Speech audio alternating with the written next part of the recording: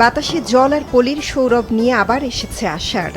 মাটি ফিরে পাবে উর্বরতা, প্রকৃতিতে সঞ্চারিত হবে প্রাণ, তাপদগ্ধ মানুষের মনে জাগাবে স্বস্তি। বৃষ্টি আসে নাগরিক জীবনেও, তবে এখানে ভেজে না প্রকৃতি, ইট কাঠ কনক্রিট টেনে নেয় সব জল, অথবা ডেকে আনে জলাবদ্ধতার দুর্ভোগ। তবু ভিজে ওঠে মানুষের মন, তারা নাগরিক উৎসবে মিলিত হয় উদযাপনের প্রত্যাশায়।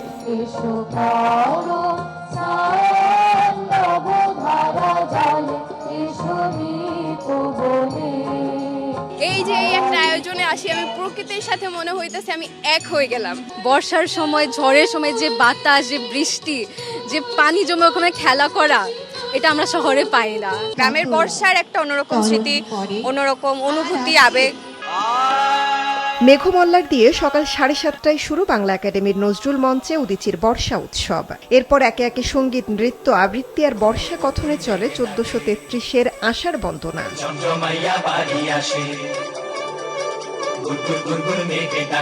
কথন পর্বে পরিবেশবিদ, লেখক ও দুর্যোগ ব্যবস্থাপনা বিশেষজ্ঞ গওহার নঈম ওয়ারা বলেন, বর্ষা শুধু উদযাপনের নয়, কর্ম আর উদ্দীপনারও।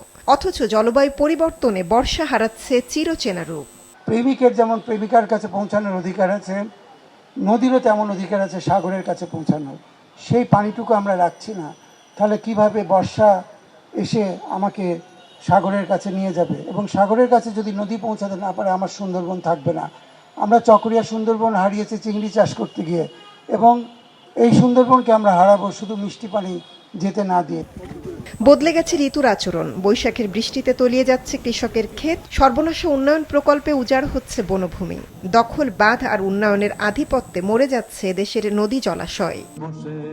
এই বর্ষার অনুষ্ঠান তাই নিছক আনন্দ আয়োজন নয়, এসবের বিরুদ্ধে প্রকৃতি রক্ষার আহ্বান জানান আয়োজকরা।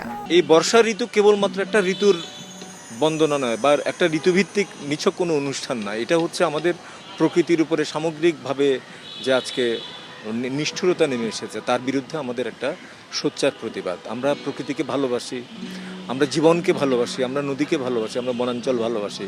আমাদের এই ভালোবাসার কথাগুলোকে আমরা আমাদের জনগণের মাঝে পৌঁছে দিতে চাই। গ্রামের যে বর্ষা, যে শ্রমিক, কৃষক, মেহনতি মানুষ, তারা যেভাবে বর্ষাকে পালন করে, শহরের মানুষ সেভাবে পালন করে না।